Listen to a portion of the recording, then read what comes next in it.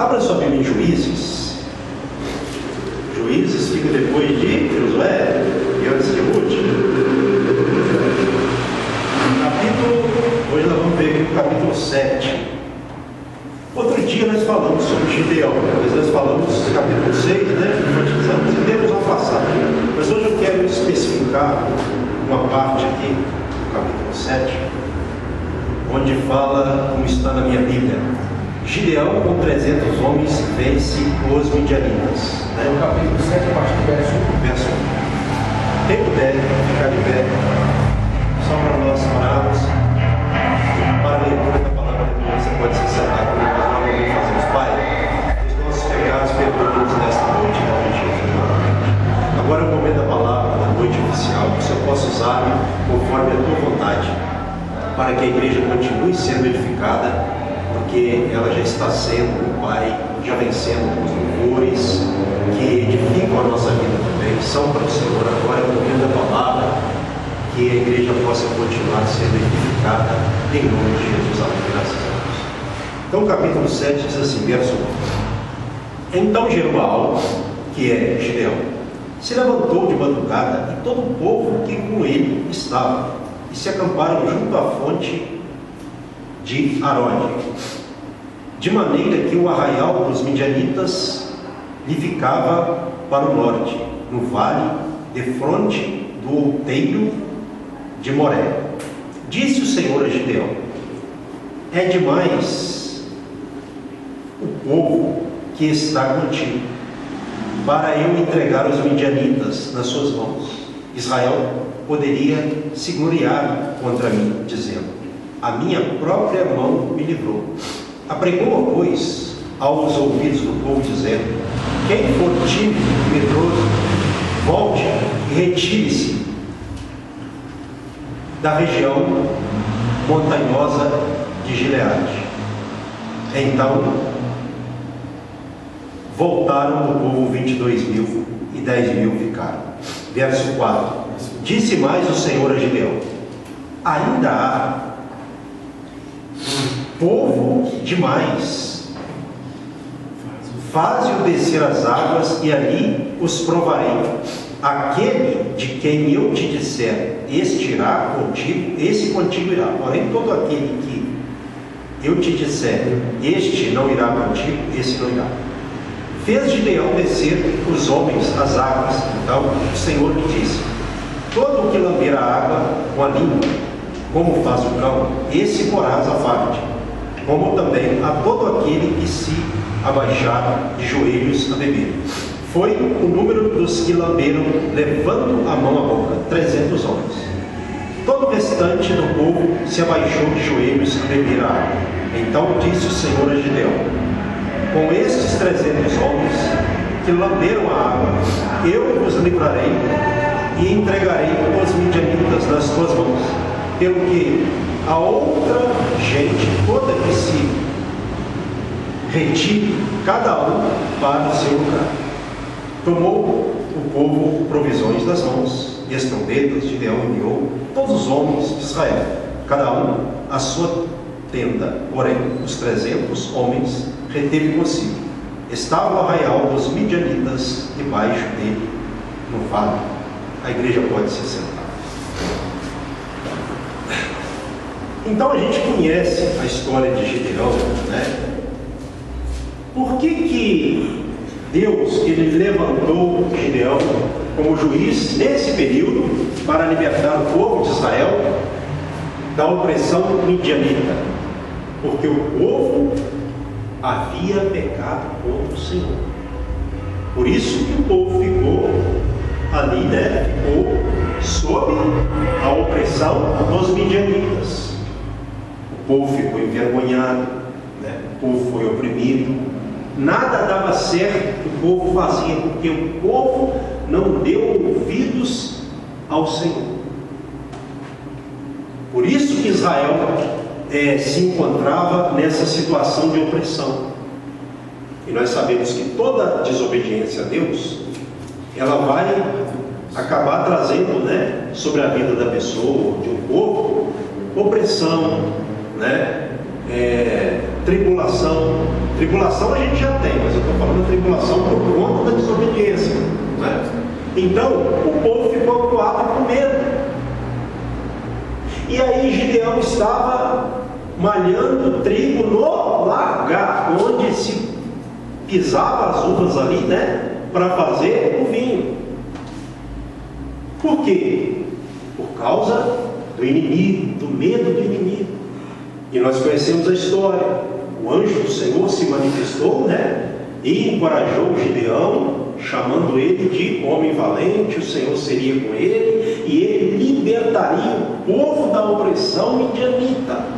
Mesmo ele ali com medo, né? Como ele disse aqui no versículo do capítulo 6, versículo 15, né? Ai, Senhor meu, com que livrarei Israel? Eis que a minha família é a mais pobre em Manassés e eu o menor na casa de meu pai. E aí o que o Senhor disse a ele? Já que eu estou contigo, ferirás os midianitas como se fosse um só homem. Aí depois Gideão vai e faz um sacrifício ali, uma oferta, né? E o Senhor confirmou, o anjo do Senhor ali, o Senhor confirmando aquela oferta. E o anjo desapareceu. E aí Gideão falou o quê? Capítulo 6, 23. Porém o Senhor lhe disse: paz seja contigo, não temas, não morrerás. Olha o que Gideão diz no verso 24. Então Gideão edificou ali um altar ao Senhor e lhe chamou: o Senhor é paz. Ainda até o dia de hoje está o altar em Ofra, que pertence aos Abiesitas. Então, o que aconteceu? Opressão. Mas Deus queria o quê? Livrar o povo. E como era o período dos juízes, Deus, ele tinha que levantar alguém ali. Havia rei aqui nesse momento? Não, né? Israel, por isso que o nome do livro né?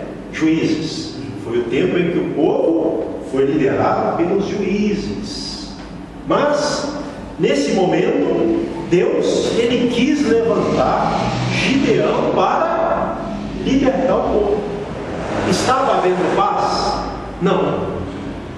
A partir desse momento, a palavra de paz foi dada a Gideão pelo anjo do Senhor, que disse: porém o Senhor lhe disse, paz seja contigo, não temas, não morrerás. Ele estava achando até que ia morrer, né? Paz seja contigo. E ali ele entendeu que o Senhor é paz, como está aqui no verso 24. Então Gideão edificou um altar ao Senhor e lhe chamou: o Senhor é paz, né? Porque para que haja paz tem que haver o quê? Obediência. E não estava havendo. Mas mesmo assim, ainda tem um outro problema. Qual que a gente encontra aqui? Havia um altar de Baal que era do pai de Gideão. Precisava de ser o quê? Destruído ali, aquele altar de Baal. Porque Deus vai operar onde há idolatria. Olha um outro problema. O pai de Gideão, como um homem idólatra, responsável ali por aquele altar, talvez ali um templo, né, com esse altar, e o pai de Gideão era o responsável, o que presidia ali. É por isso que o Senhor disse a ele, no verso 25: naquela mesma noite lhe disse o Senhor: toma um boi que pertence a teu pai, a saber, segundo o boi de 7 anos, e derriba o altar de Baal, que é de teu pai, e corta o poste ídolo, né, que está junto ao altar. Poste ídolo aqui é uma referência a Deus Azerá, né, uma companheira de Baal, vamos dizer assim, certo? Verso 26: edifica ao Senhor teu Deus um altar no cimo deste baluarte, em camadas de pedra, e toma o segundo boi, e oferecerás em holocausto com a lenha do poste ídolo que vieres a cortar. E Gideão fez isso. Ele reuniu alguns homens ali e fez isso à noite, não é? Como fala aqui, se você for ver no versículo de número 27. Porque, com certeza, se ele fizesse isso à luz do dia, o povo ia matar ele. Então Gideão fez isso. E porque ele fez isso, o povo se revoltou e queria pegar Gideão. E o pai de Gideão, pelo menos nesse momento, ele teve uma atitude importante. Ele disse: se Baal é Deus, que Baal se defenda, se ele é realmente Deus. E todo aquele que quiser defender Baal, que defender Baal, vai morrer. Ele disse uma coisa muito importante, não é? Você vai ver aqui no versículo de número 31, ó. Porém Joás disse a todos os que, Joás, o pai de Gideão, puseram contra ele: contendereis vós por Baal? Livrá-lo-eis vós? Qualquer que por ele contender, ainda esta manhã será morto. Se é Deus, que por si mesmo contenda, pois derribaram o seu altar. Naquele dia Gideão passou a ser chamado Jerubaal, porque foi dito: Baal contenda contra ele, pois ele derribou o seu altar. Não é? Então, irmãos, isso aí foi uma coisa importante, porque Deus, primeira coisa, o pecado tinha que ser sanado. Deus não ia operar onde houvesse ali pecado. Então a primeira coisa que ele fez, chamou alguém por meio do qual ele livraria Israel para encorajá-lo, para falar com ele. Depois de o Senhor ter encorajado Gideão, mandou ele derrubar o altar. E ele fez isso, porque Deus vai operar onde há idolatria, como foi falado aqui, não. Então Deus, ele gosta de que a eira seja limpada, vamos dizer esse termo. Tem que limpar o acampamento, limpar, seja a casa, seja uma igreja, né? Seja qual for a questão, o que estiver em questão, tem que ser tirado para Deus ser glorificado.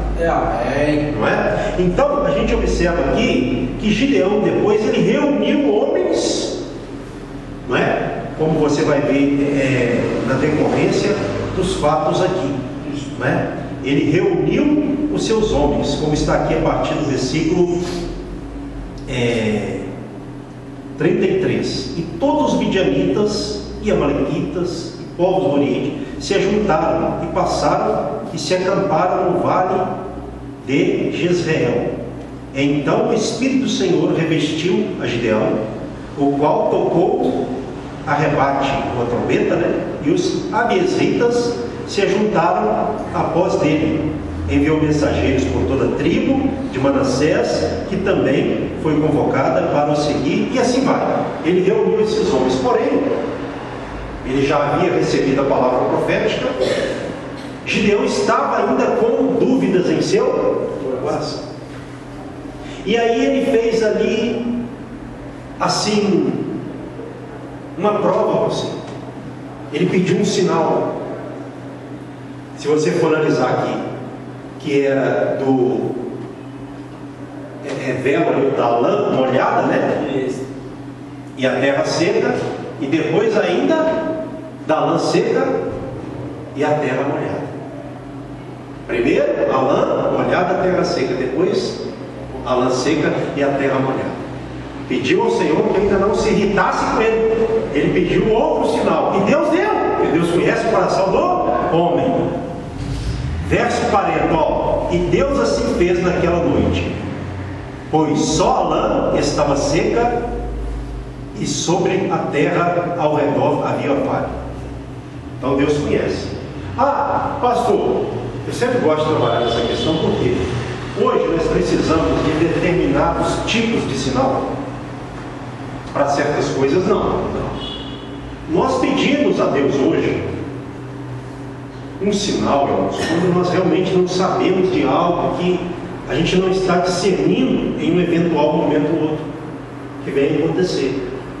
Aí você pede a Deus um sinal. Mas, por exemplo, adianta eu pedir a Deus um sinal que já está na palavra?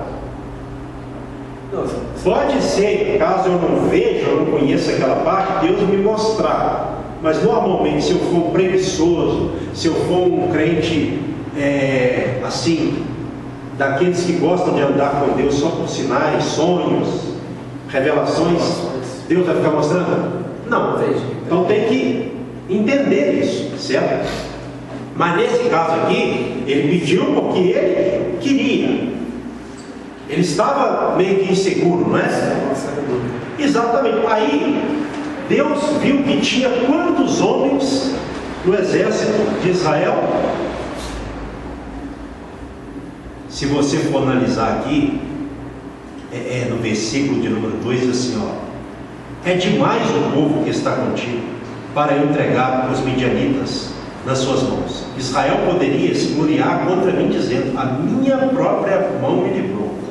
Verso 3, apregou, pois, aos ouvidos do povo, dizendo, quem for tímido e medroso, volte e retire-se da região montanhosa de Gileade. Então voltaram do povo 22 mil e 10 mil ficaram. Então havia 32 mil, exatamente, porque 22 mil partiram, né? Só ficou 10. E ficaram quantos? Apenas 10. 10 homens, né? 10 mil homens, né? Mas ainda assim Deus viu que, né? Está demais ainda. Está demais. Então, irmãos, uma coisa que eu aprendo com Deus é que não é fazer apologia a grande ou pequeno grupo, não é essa a questão. Mas Deus, ele depende de quantidade para operar ou para dar vitória a alguém. Não. Deus, ele precisa no sentido porque ele criou para que fosse assim. Deus não vai fazer as coisas do nada. Por que ele efetuou essa grande bênção no meio do povo de Israel? Porque também houve obediência da parte de Gideão. Então Deus, ele trabalha no homem para construir algo que ele quer. É assim, certo? Então Deus viu que ainda tinha muita gente, ele queria menos, e aí ele disse a Gideão, versículo 4, ainda há povo demais, faze-os descer as águas, e ali os provarei. Aquele de quem eu te disser, este irá contigo, esse contigo irá. Porém, todo aquele de quem eu te disser, este não irá contigo, esse não irá. Fez Gideão descer os homens às águas. Então o Senhor lhe disse, todo o que lamber a água com a língua, como faz o cão, esse porás à parte, como também a todo aquele que se abaixar de joelhos a beber. Por que o Senhor, ele deu esse teste, essa prova? Porque aquele que bebesse a água como cão, é o que estaria apto para a guerra, para aquela grande batalha. E o que não bebesse dessa forma, não estaria apto. O que eu acabo tomando para a nossa vida, não somente para mim, mas para a nossa, desse trecho? A obra de Deus, ela tem que ser feita com aptidão, com discernimento, com fé, mas também coragem, com atenção, com prudência. Com prudência. E Deus viu que havia muita gente, e ele reduziu um exército de 32 mil para 300 homens. Isso, numa analogia humana, seria uma derrocada antecipada, mas aos olhos de Deus não. Porque Deus, irmãos, eu aprendo muita coisa aqui. Deus, ele quer com ele realmente, nesse sentido das grandes batalhas, das grandes guerras, ele quer realmente aquele que o coração está firme com ele. Firme. Aquele que está realmente discernindo o propósito de Deus. E aqui também, né, aproveitando até o gancho hoje, nós preocupamos muito às vezes com o quê? Com aparência. Isso é nosso. Isso é do ser humano. Mas Deus não vê assim. É como a nossa igreja. É uma igreja numericamente falando pequena. Mas dessa igreja pequena, Deus está trabalhando para que aqueles que estiverem perseverando, continuarem assim fazendo a vontade do Senhor, o Senhor possa usá-los para dar grandes vitórias diante de grandes batalhas. Deus não está preocupado se tem 3, 4, 5, 6 ou 7. Eu sei que o contexto lá é um contexto de resolver problemas congregacionais, lá em Mateus 18, mas Jesus disse: onde estiverem 2 ou 3 reunidos em meu nome, eu estarei no meio deles. Ele está com aqueles que estão com ele. Ele está com aqueles que estão com ele. Ele está no meio desses que estão com ele. Porque nós temos uma tendência, qual? Aparece. Isso é do ser humano. Não adianta falar que não é, porque é. Porém, a gente vai melhorando isso lendo a palavra, a Bíblia. Isso aí. A pessoa prestando atenção. Porque aquilo que chama muita atenção das pessoas pode não chamar a atenção de Deus. Pode não. Pode sim, pode não. Nesse caso, nesse sentido, né? De Deus ter que entregar a bênção, para Deus não faz diferença a questão numérica, e sim a questão preparatória. A qualidade, né? Exatamente, a qualidade. É aquele, por exemplo, é aquele cristão que quando ele vai servir a Deus, ele vai com fervorosidade, ele vai com entusiasmo, porque ele sabe, de repente naquele dia que você, isso já aconteceu comigo, eu creio que já aconteceu com você, acontece com todo crente. De repente, naquele dia que você acha, aquele dia que está tudo errado, que você fala: meu Deus do céu, hoje está dando tudo errado. Durante o dia, de repente é um dia de culto, ou um dia de uma obra missionária, e você vai vendo: meu Deus do céu, ainda tem a obra à noite, está dando tudo errado. De repente, naquele dia, Deus vai, o Espírito Santo, ainda que as coisas estejam ruins, ele vai trabalhando em você, para que você conserve aquela fé, ainda que abalado. E aí quando você chega na hora da obra, Deus prepara ali a bênção, a vitória.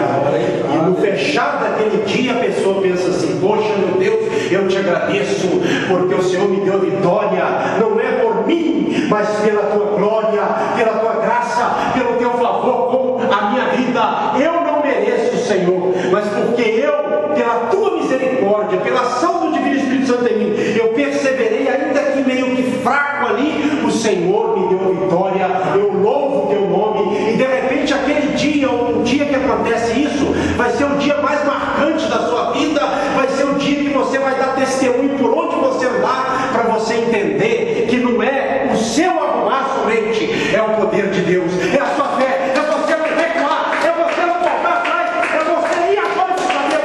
Deus vai me dar vitória, não porque eu estou apenas assim preparado exteriormente, mas porque a fé ainda está em mim, embora o exterior esteja cansado, abalado.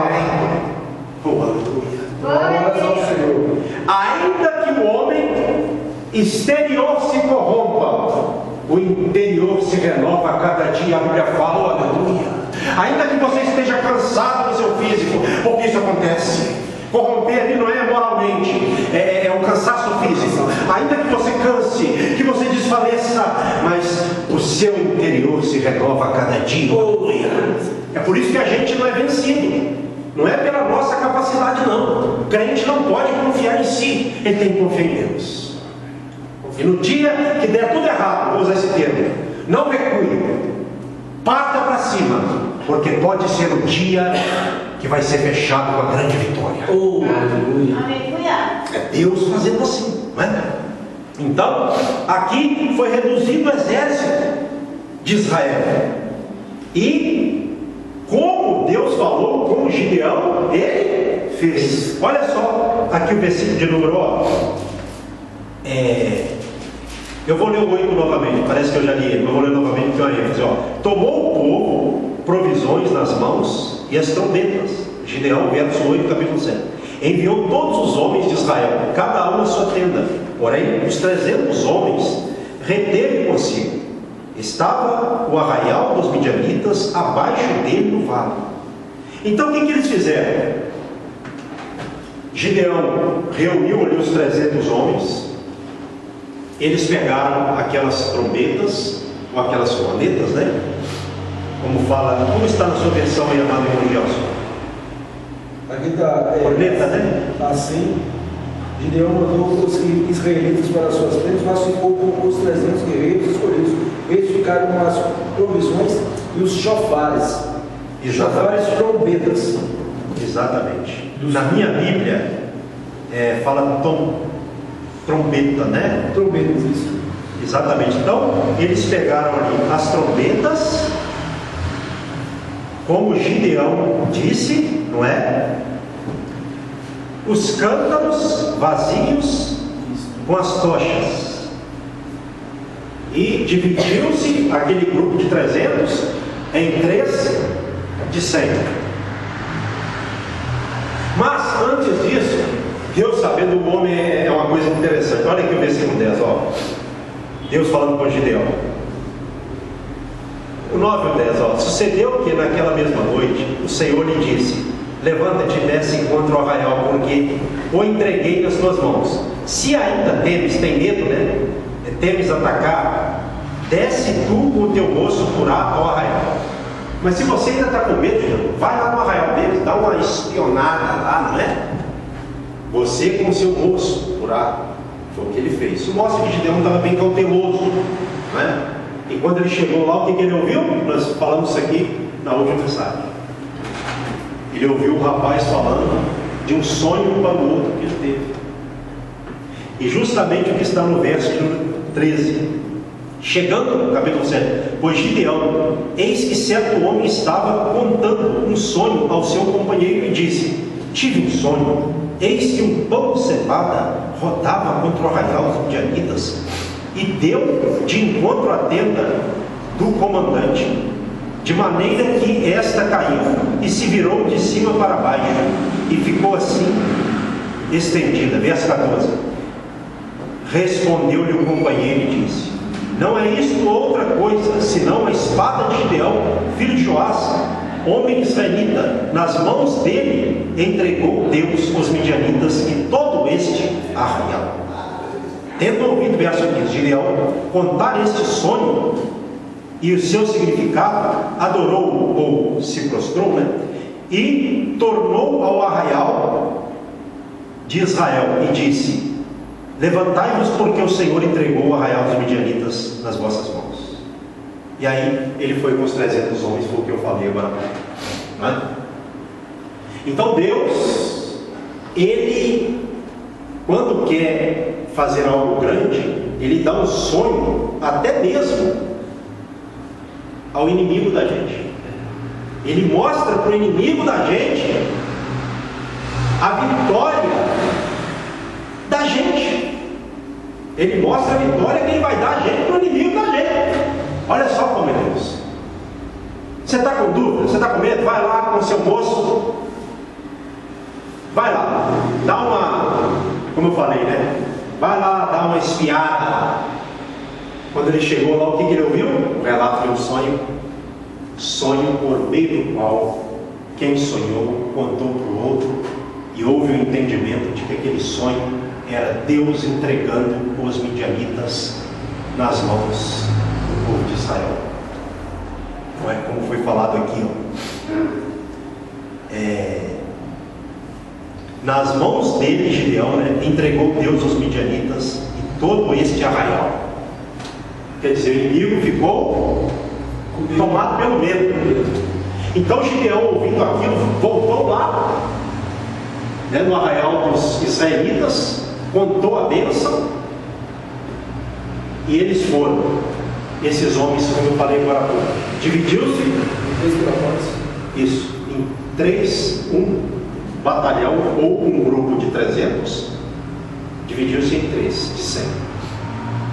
E aí quando eles, versículo, ó, 19. Chegou, pois, Gideão e os 100 homens que com ele iam às imediações do arraial, ao princípio da vigília média, havendo-se pouco tempo antes trocado as guardas, e tocaram as trombetas e quebraram os cântaros que traziam nas mãos. Assim tocaram as 3 companhias as trombetas e despedaçaram os cântaros, e seguravam na mão esquerda as tochas e na direita as trombetas, que tocavam e exclamavam: espada pelo Senhor e por Gideão. Gideão havia falado que eles tinham que fazer assim. Vocês façam assim. E eles fizeram assim. Então nós observamos aqui o que também? Uma ordem de comando obedecida.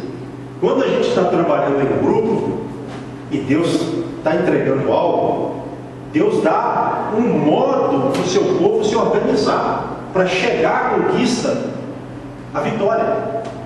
Tem um processo também. Não é porque Deus está entregando que a gente vai ficar de braços cruzados. Não, certo?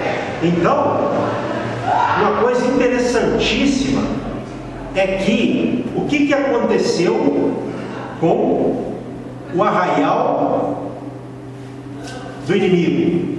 Verso 22. Ao soar das 300 trombetas, o Senhor tornou a espada de um contra o outro, e isto em todo o arraial, que fugiu rumo de Zerá até Bet-Sidá, até o limite de Abel-Meolá, acima de Tabate.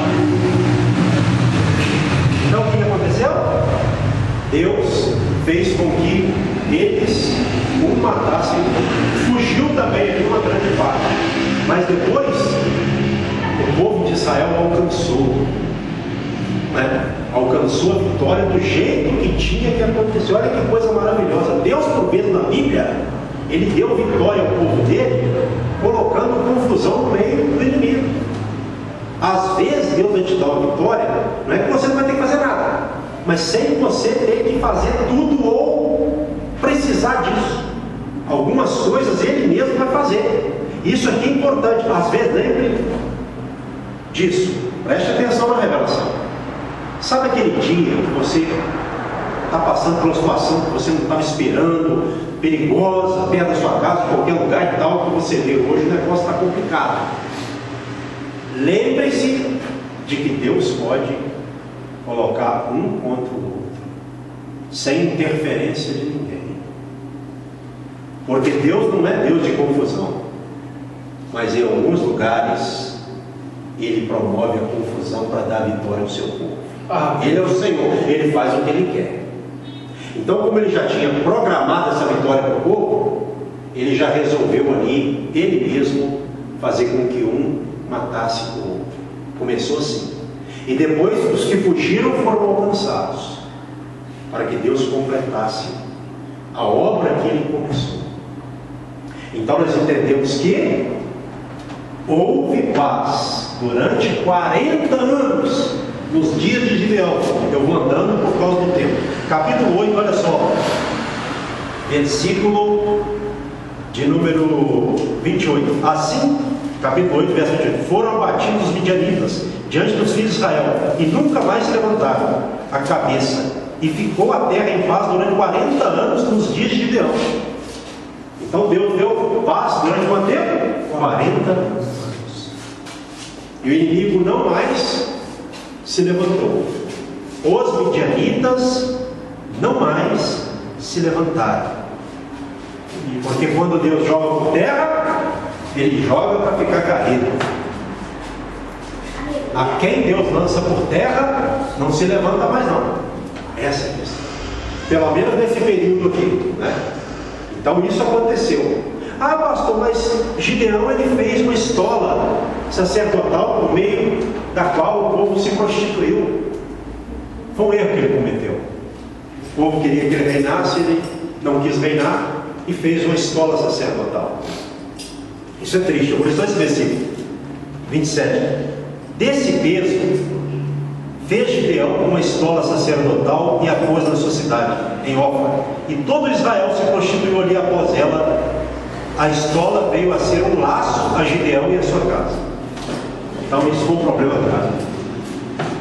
Isso mostra que após uma grande vitória nós temos que continuar alertas. Amém. Gideão ele teve esse problema aqui, ele rejeitou o reinado e acabou fazendo uma escola sacerdotal que se tornou um objeto de idolatria no povo de Israel. Isso foi uma coisa complicada, que se tornou um laço para ele e para sua família. Foi problemático. Gideão ele teve muitos filhos. Se você for ver, ele teve lá um filho que matou os seus outros filhos depois, um perverso, que acabou também na sequência morrendo de forma trágica. Eu não vou entrar na questão aqui por causa do horário. Eu quero me concentrar mais na vitória. Mas houve paz. Aquela paz lá que ele disse: o Senhor é paz. Houve essa paz, 40 anos. Né? Então, como que Deus vai promover paz? Vai entregar a bênção, vai promover livramento, vai abençoar o seu povo, havendo conserto com Deus. Aqui o povo era para estar sofrendo, mas o que aconteceu? Deixou de dar ouvidos à voz do Senhor. E nisso está a queda de qualquer pessoa. Qual crente que vai obter êxito se deixar de ouvir a voz do Senhor? Não tem. Porque a nossa bênção ou o nosso êxito, ele está no que nós temos, no que nós aparentamos ser, ou realmente naquilo que somos? Naquilo que somos. Deus ele está conosco na nossa obediência. Ontem lá no hospital, a gente fazendo a obra, graças a Deus uma alma se reconciliou. E aí o irmão falou sobre Deus está com a pessoa. Nem todo mundo tem Deus, ele explicou isso. Eu achei tão interessante. E eu fui para aquele trecho de Crônicas, né? Rapidamente dá tempo. Segundo Crônicas, capítulo 15, onde diz assim, a partir do verso, foi o trecho que eu li na hora, me veio a memória, eu vou falando, depois só li esse trecho. Veio o Espírito de Deus, segundo Crônicas 15, sobre Azarias, filho de Obed. Este saiu ao encontro de Asa e lhe disse: ouve-me, Asa, e todo Judá e Benjamim. O Senhor está convosco, enquanto vós estáis com ele. Se o buscardes, ele se deixará achar. Porém, se o deixardes, vos deixará. Não é? Então, Deus, ele quer ser achado? Sim. Mas tem que haver busca. Quem tem que buscar? Eu. Buscar-me-eis e me achareis quando me buscar de todo o vosso coração. Vinde a mim, quer dizer, você vê que sempre é um chamado de Deus às pessoas, né? Venham e eu também irei. Achegai-vos a mim e eu me achegarei a vós. Então a Bíblia mostra o Deus de aproximação. Porém, o partir é meu. Exatamente. Quem que precisa? Eu preciso.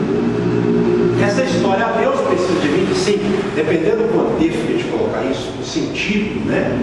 Não que Deus precisa da gente, no sentido da gente poder realizar algo.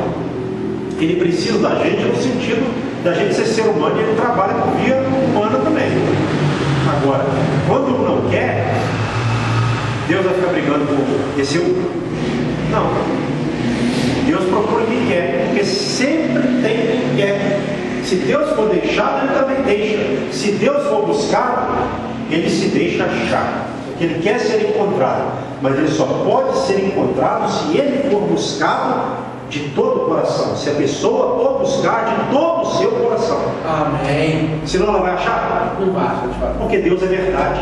Quando a pessoa busca, a pessoa pode estar... Nós observamos, às vezes as pessoas estão morrendo com um sufoco. Mas quando elas se arrependem mesmo e vão ao encontro de Deus, elas encontram Ele, por causa da sinceridade do coração. É o que Deus quer. Então, Gideão, ele foi um homem usado por Deus. Cometeu seus erros. Talvez essa mensagem do erro dele fique para um outro dia, né? Mas vamos destacar aqui hoje a fragilidade do povo de Israel, de Gideão, e a forma de como Deus faz com uma pessoa. Quem éramos nós, irmãos, antes da nossa conversão? Nós éramos pessoas assim, como que eu vou usar o termo?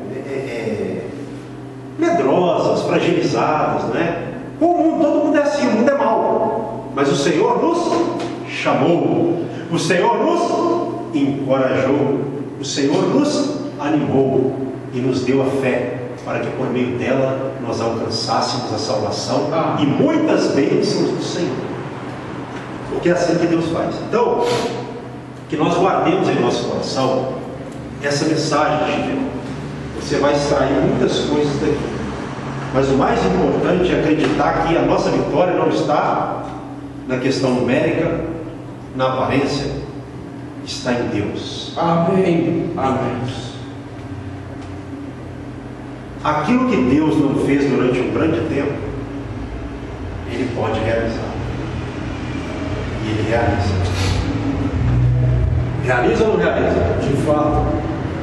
Eu tenho orado e eu compartilho com a igreja porque tem sonho, porque quando é com a igreja tem que compartilhar com a igreja, né?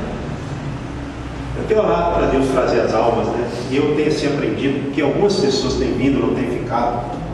Eu tenho falado com o Senhor, envie pessoas, né, que vão realmente encaixar com o ritmo, modo de vida cristão que o Senhor colocou no nosso coração e tal, né? Para dar certo e tal. Tenho orado muito porque a gente sabe que a igreja precisa, a igreja necessita. Quando foi na madrugada de quarta ou quinta-feira, não me lembro agora, quarta ou quinta, eu tive um sonho. Estávamos nós aqui na igreja, como nós ficamos mesmo, né? E aí foi chegando um grupo de pessoas. E pelo jeito do grupo de pessoas, era um grupo firme, um grupo, pelo aspecto das pessoas, o jeito das pessoas, era um grupo que no sonho estava chegando para nos ajudar. É o que nós temos pedido a Deus. Então, por que o pastor está contando? Deus, ele fez a promessa a Abraão. Sim. E ele, em alguns momentos, relembrou Abraão, renovou a promessa até que ela acontecesse. É assim que Deus faz com a gente. Mandou outra coisa, pastor. Amém. Você faz parte. Então, eu estou contando isso para os irmãos, para que os irmãos orem para que Deus possa confirmar essa bênção que a igreja necessita, para que nós possamos render graças ao Senhor também por essa necessidade suprida nossa, em nome de Jesus. Quando eu passo os amigos assim, eu vi hoje. Amém. Se coloque sobre os seus pés, faça assim com as mãos em potência. Pai, a todos os presentes e ausentes, eu abençoo com o teu amor, com a graça do Filho, com a sua doce consolação divina do Espírito Santo. Dê a todos um final de domingo abençoado, encorajado, animado, consolado, para que nós terminemos a semana e comecemos a semana prática esse programa. Tem encorajamento, tem ânimo divino do Espírito Santo, consolo, em nome de Jesus, amém. E que as palmas louvem a Deus. Não vai embora sem dar a paz de Cristo para o irmão que está do seu lado, para nós terminarmos o culto em comunhão. Deus te abençoe em nome de Jesus também.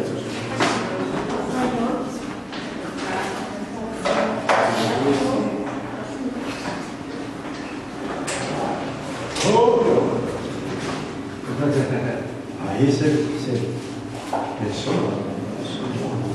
Mas aqui, onde é? Daqui aonde? Não vou nem pronto para passar. Nós vamos Sempre de Deus isso. para nós. A frente fica cá com vocês, que é isso, então isso não é né? Ah, pastor, mas eu sei. Eu não vou pedir isso, hoje nós temos que passar lá para umas coisas. tudo isso. Eu creio que o Senhor é. Mas é aquele negócio. Fica bem. Foi pagar. Quem tem que vigiar? Foi pagar. Ah, mas vai, Deus não trouxe vocês. Mas ele vigiar de sacramento.